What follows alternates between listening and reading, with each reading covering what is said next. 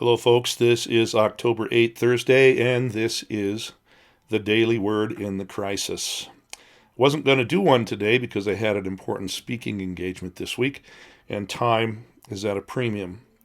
But as I came out of that speaking engagement, I felt compelled. After watching the vice presidential debate last night, I felt that I just can't be silent about some things. There is a concept called the power of the big lie.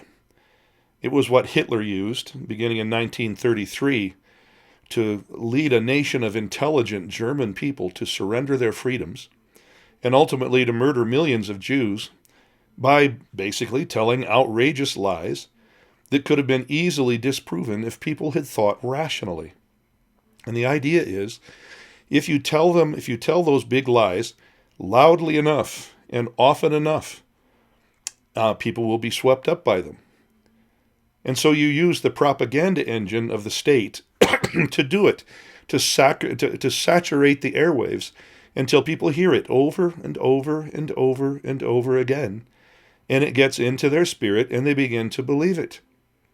1 Timothy 4:1, taken a little bit out of context, admittedly, says, "But the Spirit explicitly says that in later times some will fall away from the faith, paying attention to," now listen, "deceitful spirits and doctrines of demons, by means of," and here's the pertinent verse, "the hypocrisy of liars, seared in their own conscience as with a branding iron."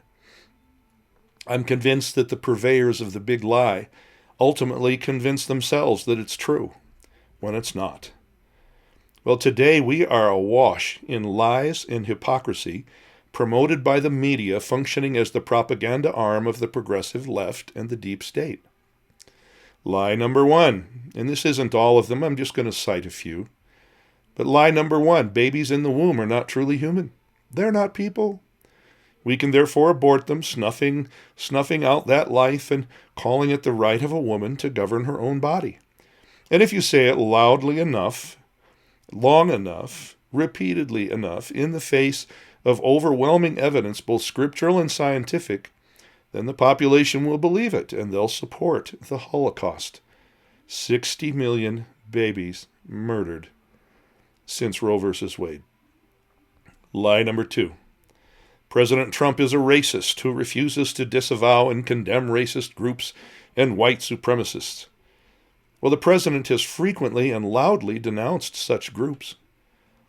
And his cabinet is mixed race. He's appointed for the first time in history a black man to head up a major branch of the military. But the media propaganda arm of the progressive left in the Democratic Party takes snippets out of context to make it seem the president was saying things that he did not say. And when they're corrected and faced with the truth, they double down on the lie. The president, again, has frequently and loudly denounced such groups. Lie number three.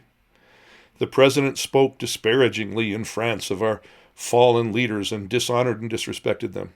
No, he didn't. Multiple witnesses who were there at the time have refuted that lie. People who don't even like Donald Trump who were there refuted that lie.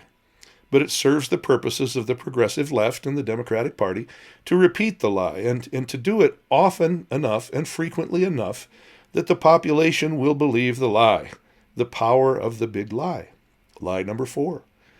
The president has done nothing to contain the spread of COVID-19, and his administration has been completely incompetent and has failed utterly to protect the American people.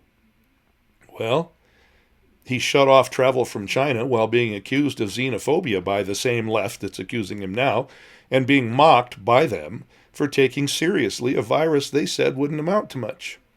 He mobilized the nation in record time to produce thousands more ventilators and much more PPE than were needed. He sent a hospital ship to New York Harbor that was scarcely used. And there's a lot more, but that should suffice. It's the power of the big lie.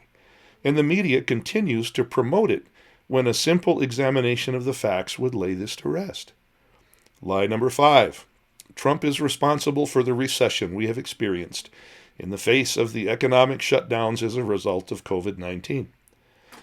Well, in point of fact, the most draconian business closures and closures of churches are in states and cities governed by the left, Democrats. And we are now experiencing an economic recovery that's fueled by the president's economic policies, his tax cuts, and his deregulation. But tell the big lie often enough and loud enough, and get the propaganda arm of the left to promote it relentlessly, and people will believe it. Lie number 6. Biden won't increase taxes on people making less than $400,000 a year. Lead them to believe that they won't be affected by the massive tax increases that he will enact. Tax those big corporations and rich people, he says.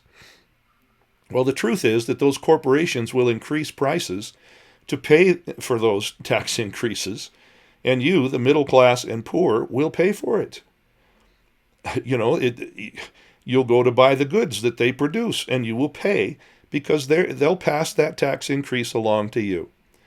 The dollar will hyperinflate because prices cost more, or prices have increased. Things that you buy will cost more because of that, and we, the middle class and the poor, will pay for it. Corporations will once again move manufacturing out of the country, and jobs will be lost. Who pays for that? It's happened before, and it will happen again. But tell the big lie often enough and loudly enough, and claim that this is fair, or that people will get a lot of services for free, and the populace will believe it. Let the propaganda news repeat it again and again and again, and we're all deceived. Well, that's my short list. There's more. But what I'm saying in this short one today, because of the time limitation today, it's time to think. It's time to reason. It's time to pray.